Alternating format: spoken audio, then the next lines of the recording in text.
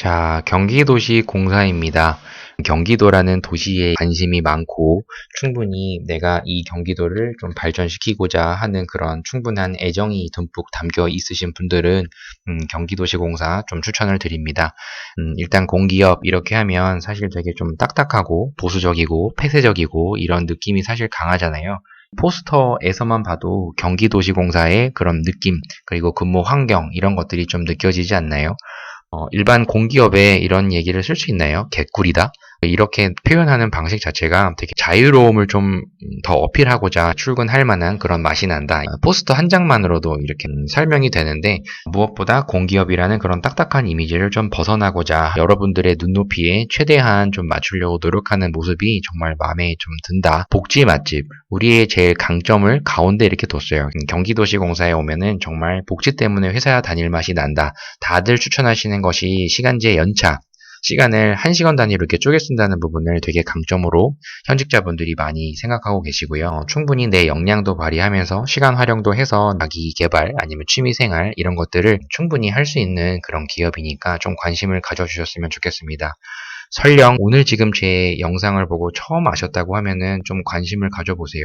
경기도 통합채용을 지금 하고 있는데 경기도시공사는 제일 많이 뽑은 그런 동사이기도 하지만 좀 추천드리고 싶은 그런 기업 중에도 하나거든요. 하나씩 좀 살펴볼게요. 경기도시공사는 지금 생긴 지는 그렇게 오래되지는 않았어요.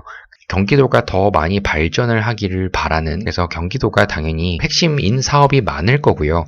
여러분들 중에서 도시재생 사업에 좀 관심 있는 분들도 되게 많죠.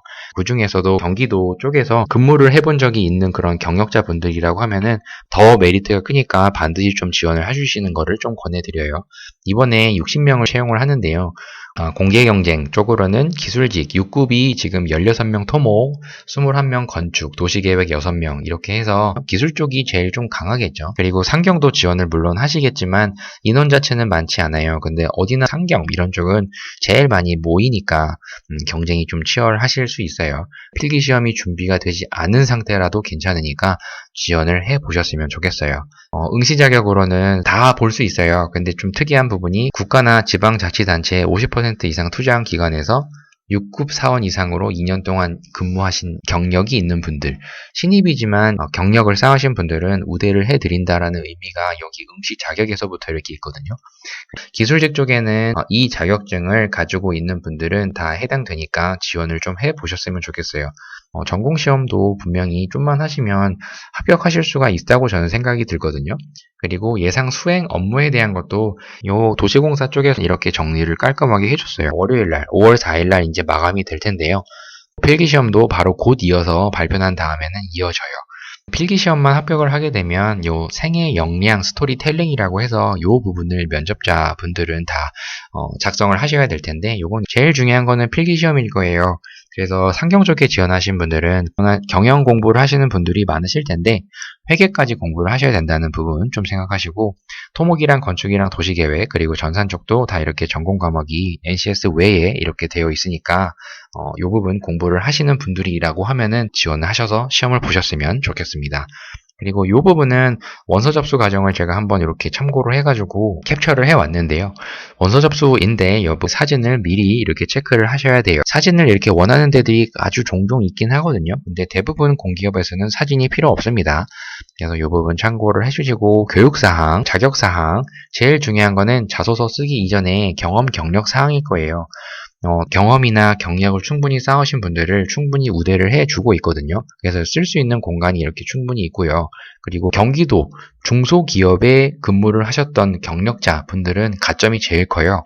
반드시 이 부분 다 작성을 하셔가지고 가산점을 받으셨으면 좋겠어요. 경기도 그 중소기업의 사업자 등록 중에 명시가 되어 있는 본사여야만 해요. 기준은 5년 이내예요. 그런데 5년 이내에 3년 정도 이상의 경력을 쌓으신 분들, 사무직이나 생산지 쪽에 있으신 분들은 10%예요. 이거 어마어마하게 큰 거거든요. 경기도 쪽에 지금 설령 근무를 하고 계신 분들은 이 경력을 충분히 인정을 받을 수 있을 때까지 최대한 필기시험을 같이 공부를 하신 다음에 3년 이상이 되었을 때 경기도시공사를 지원을 하세요. 되게 메리트가 큰 기업이니까 이 10% 가산점 이거 엄청 무시 못합니다. 그러니까 이 부분 좀 참고를 해주시고 경기도시공사 근무 가점도 있는데 여기 5년 이상 근무하신 분들은 이렇게도 줍니다. 근데 더 중요한 거는 사실 이거 무조건 꼭 받으셔야 합니다. 그리고 자소서 항목도 그렇게 어렵지가 않아요. 총 6개의 항목인데요. 이렇게 지금 되어 있어요. 어느 기업이나 특히 1번의 지원 분야에 대한 나의 역량을 기술하라 아니면은 지원 동기를 써라 이런 기업들은 여러분들한테 알고 싶은 것이 어떠한 역량을 지금 가지고 있고 우리 기업에 입사를 해서 무엇을 하고 싶은지를 답을 해라라는 의미예요. 그거를 알고 이 역량을 작성을 하셔야 하는데 직무기술서만 보고 연관성 있는 부분을 그냥 찾아서 작성하시는 분들이 꽤 계시는데 제가 늘 강조를 드리지만 입사 후에 어떤 부분을 내가 하고 싶은지를 충분히 생각하신 다음에 이 역량을 표기해 주셨으면 좋겠어요. 역량은 당연히 지식이나 기술적인 부분이랑 태도일 텐데 여기 지원하시는 분들은 사실 제일 중요시 해야만 하는 첫 번째 역량은 다양한 직무 관련 경험이에요. 이 경험을 토대로 어떤 지식적인 부분도 있으실 거고 여러 가지 필요한 기술력도로 습득을 하셨을 거 아니에요. 그런 부분을 어떠한 마음가짐으로 내가 이 부분을 배웠고 어떻게 더 발휘하고자 이 기업에 지원했다 이렇게 이어져야 되니까 제일 중요한 거는 여러분들의 풍부한 경험, 그 안에서의 많은 성과 이런 것들을 충분히 좀 정리를 하신 다음에 지원하시는 게 좋습니다. 그리고 상대방에게 성공적으로 설득했던 경험은 정말 많이 묻거든요. 의견 차이가 어떤 점 때문에 났는지, 그리고 내가 어떤 방식으로 조율을 했는지, 그리고 어떻게 결과가 나와서 내가 이 부분에 있어서 제일 중요한 거는 뭐라고 생각하는지, 이런 거를 상황, 행동, 결과, 이 순서대로 작성해 주시면 돼요. 이게 내가 객관적인 무언가를 준비를 해서 나의 생각으로 따를 수 있도록 상대방을 이끌으셨는지 이런 부분을 좀 정리를 해주시고 내가 상대방을 설득할 수 있었던 가장 큰 이유는 무엇입니다 라고 표현을 해주실 수 있으셔야 돼요. 3번은 5년이에요. 5년이면 기업에서 근무를 하신 분들도 꽤 많으셨을 거예요. 대학생 분들 같은 경우에는 전공을 바꾸시거나 아니면은 직업을 선택하는 데 있어서의 고민 이런 부분도 사실 작성을 해주셔도 되고요. 그런 부분이 내가 이렇게 역량을 가진 이유가 됐다 이렇게 연결 지어도 되거든요. 그럴 수도 있고요. 그리고 내가 충분히 쌓았던 대학 생활이나 아니면 학습을 해서 취업을 했는데 내가 활용하고자 했던 나의 능력을 잘 발휘하지 못했을 때 이런 부분도 직장 내에서 좀 생각해 보셔도 삶의 어려움이라고 표현하실 수가 있거든요. 제가 말씀드린 거는 이렇게 경기도시공사에서 원하는 게 무엇인지를 알고 연관성 있는 거를 어필을 해줘야 되는데 삶의 어려움이라고 해서 단순히 내가 힘들고 정말 그때 너무 막 눈물 흘렸고 뭐 이런 부분을 얘기를 해주시는 분들도 있어요. 물론 그렇게 하셔도 되지만 지금 이 항목은 경기도시공사에 지원을 하고 그리고 입사를 하기 위해서 내는 것만큼 역량 면에서 다소 내가 발휘하지 못했던 어려움을 좀 추천을 드려요.